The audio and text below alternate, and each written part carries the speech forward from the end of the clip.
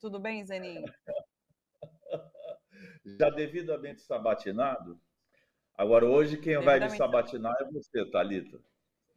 Sou eu, porque olha, tem uma lista imensa aqui de filmes para a gente conversar.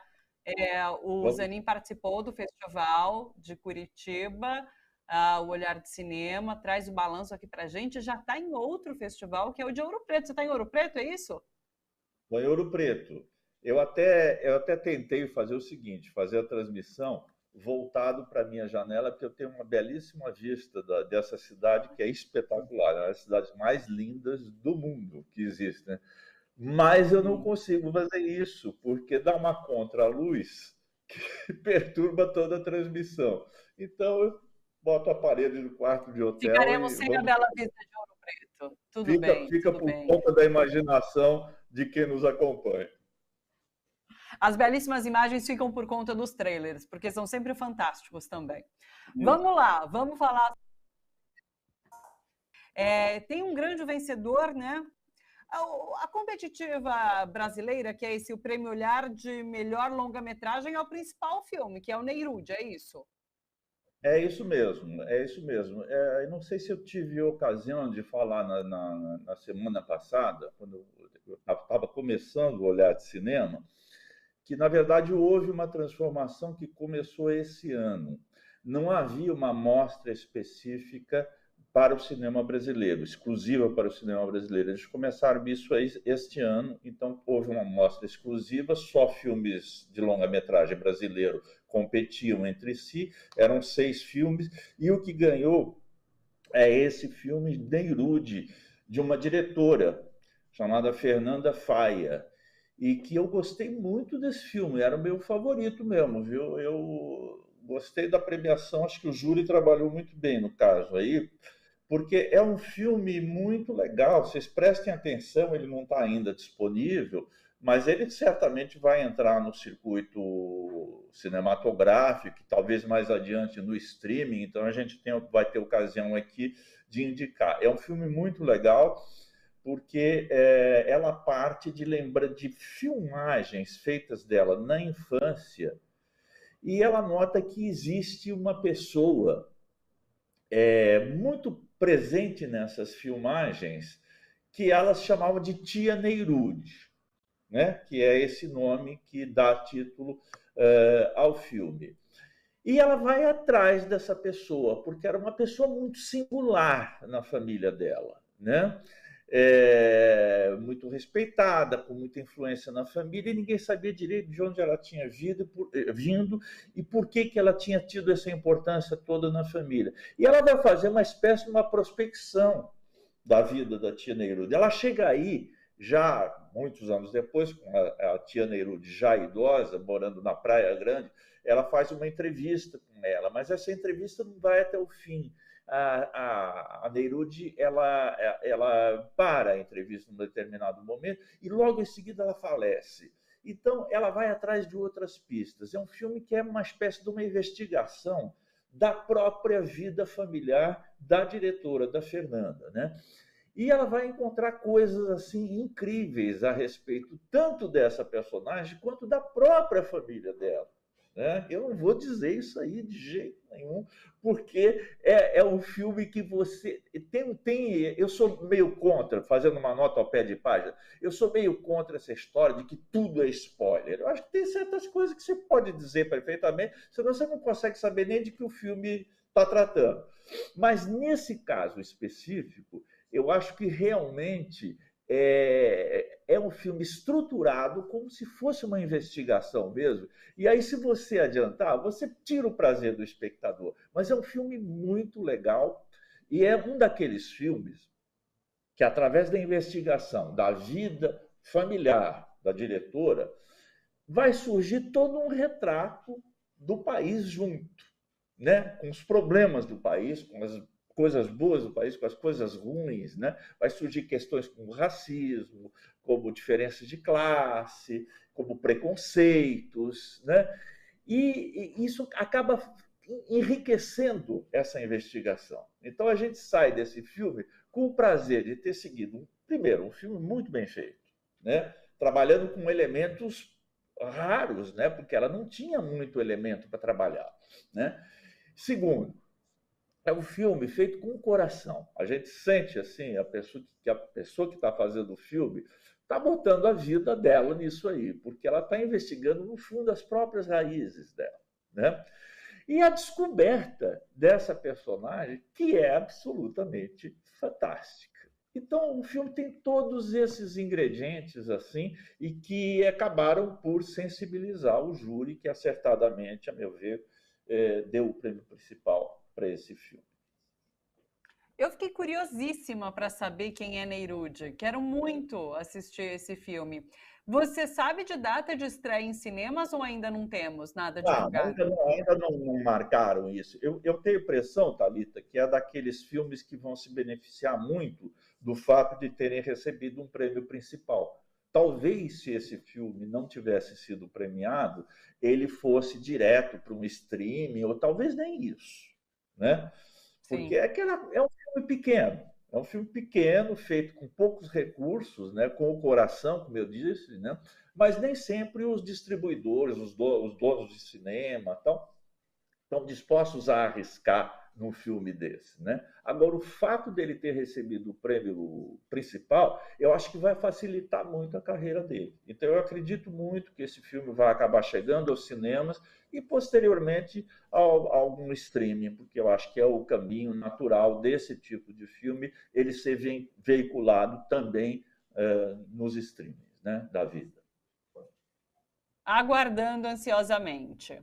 O próximo, quer falar sobre Angel ou Zé? Vamos falar sobre os dois? Porque Qual deles primeiro? a gente tem uma premiação muito extensa. Não, quer dizer, não é tão extensa quanto de outros festivais, mas é bastante prêmio assim. Não dá para a gente ficar comentando prêmio a prêmio. Então, eu fiz esses 3 destaques aí. Primeiro, a vencedora do filme brasileiro. Depois, esse filme, que é o Angel 69, que é um filme colombiano que ganhou como melhor filme internacional. Então, houve essa separação esse ano no Olhar de Cinema, e eu acho que eles vão manter porque deu muito certo. Você tem uma amostra brasileira e uma amostra estrangeira. E esse, então, ganhou como filme estrangeiro de uma amostra muito forte, porque teve assim, filmes bem legais. Agora, esse filme, nós que estou dizendo, o pessoal da crítica, jornalistas que estão lá, nós ficamos muito bem impressionados com esse filme. Foi o último filme apresentado. A gente já tinha outras preferências, porque a gente conversa muito entre a gente, né? Sai, vai jantar, então conversa sobre os filmes. E a gente já tinha outras preferências firmadas, assim, esse filme tem que ganhar, esse tem que ganhar a melhor atriz, isso tem que desse tipo. E quando ele entra no final, é o último filme apresentado, a gente foi jantar e fala, mudou tudo. Mudou tudo porque esse filme é fora de série. Ele é alguma coisa assim muito original. A gente poucas vezes viu, ou rara, ou talvez nunca tenha visto um filme assim, tão original quanto esse, que é um depoimento de um jovem, ele vai narrando em primeira pessoa, né? Ele é da cidade de Medellín, né? De grupos assim totalmente excluídos da cidade, né? E que sucumbem tanto às drogas quanto ao suicídio. Vários amigos dele se suicidam. Ele vai narrando isso aí, né? Vai narrando, é aquela realidade da Colômbia numa determinada época, já mudou muito em relação a isso, mas numa determinada época em que Medellín era dominado pelos cartéis da droga, né? Então, era um país extremamente violento, país dominado por narcotraficantes, extremamente violento, né? E ele vai entrevistando essas pessoas, esses sobreviventes, e vai se recordando, e vai compondo um painel da geração dele que é, assim, do ponto de vista cinematográfico, é espetacular. E do ponto de vista humano, assim, te deixa assim, consternado, né, de como essa juventude foi sacrificada e como se perdeu e como foi vítima de condições sociais terríveis, uma sociedade muito violenta, muito preconceituosa, muito com a lei muito misturada à criminalidade, com políticas completamente equivocadas de combate à droga, né? Tudo isso com as pessoas concretas, né? As pessoas que com nome, com sonhos, com aspirações que a gente ouve, com vidas cortadas muito precocemente por causa dessas condições. E o filme transmite isso com uma força que você fica impressionado. Então, nós saímos do cinema chapados com esse filme e para nossa boa surpresa, também o júri acabou escolhendo como vencedor da parte internacional. Então, prestem atenção, eu não tenho a menor, antes que me perguntem, eu não tenho a menor ideia de onde esse filme esteja passando. Mas deem uma busca, e não tive tempo de fazer isso, deem uma busca naqueles buscadores de filmes de streaming, talvez ele já tenha em algum lugar. Eu acho que não, mas acho também, repetindo o comentário que eu fiz para o filme brasileiro, eu acho que o fato dele ter sido premiado num festival tão importante quanto o Olhar de Cinema vai facilitar a chegada dele a um público mais amplo que o público de festival. Então, guardem bem, tomem nota de é um cara, esse Theo Montoya é um cara a ser seguido na carreira dele, né? E esse filme dele é um filme a ser visto, porque deixou a gente muito impactada com ele. Que bacana, né? São 2 documentários e que trazem muito dos diretores, né? Mesmo tanto o Nerude quanto o Angel traz muito da vida e dos posicionamentos, e, enfim, dos 2 diretores. Que legal. E depois a gente tem Zé. Eu só queria destacar o Zé, que ele ganhou um prêmio, não foi um prêmio principal, não ganhou o festival, mas eu acho que é um filme que, para nós, tem um interesse particular. Ele ganhou o prêmio de direção de arte, que realmente é muito bem feito, mas eu gostaria muito de colocar em destaque esse filme, né? Porque ele trata de um caso ocorrido durante um caso verídico, que é reencenado com atores e tal, né?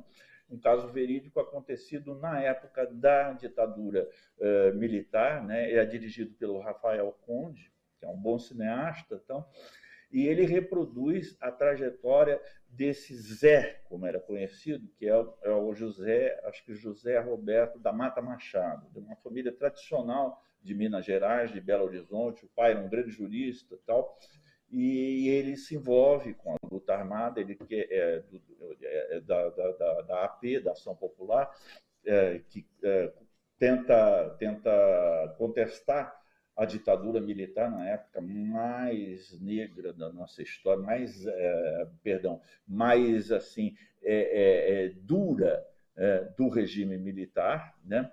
Ele tenta, com o grupo armado dele, e acaba sendo preso, e aí eu acho que eu posso dar o spoiler perfeitamente, porque nem spoiler é ele, como tantos outros combatentes, acaba sendo preso e acaba morto, né? Mas eu acho que a originalidade desse filme é o seguinte, que ele flagra a época do combate à ditadura pelos grupos armados numa fase terminal, vamos dizer assim, né? Numa fase em que nem mesmo as pessoas que estão lutando já não acreditam que conseguirão derrubar o regime, né? E lutar pela democracia, como tinham tentado fazer, mas tentam apenas sobreviver. Já é uma luta jamais pela sobrevivência do que pelos objetivos políticos iniciais que ela podia ter, né? E esse tema tão duro é trabalhado com muita delicadeza pelo Rafael Conde. Foi isso que me impressionou nesse filme, que me fez gostar muito dele, né? Ele recria uma sensação que é muito conhecida de todos aqueles que viveram a época da ditadura, que é a sensação de medo, da opressão, de perseguição, de uma sociedade assim totalmente sufocada por um regime ditatorial, né? Eu acho que é um filme muito recomendável para nós, porque para a gente poder reviver esse clima da época, né? E seria muito mais recomendável que essas pessoas que têm a ilusão ainda de que é uma ditadura militar, é algo desejável que se deve voltar e que resolve problemas como a corrupção, a insegurança e tudo mais, que vejam através desse filme que ele abre uma janela para mostrar que não é nada disso. Não existe nada pior do que você viver sob um regime de opressão. Quem já teve essa experiência sabe disso, e quem não teve essa experiência pode ter uma ideia do que é isso, vendo esse filme tão legal, chamado Zé, né, do nosso diretor Rafael Conde. Fica, então, uma dica. Esse filme provavelmente vai entrar em cartaz brevemente.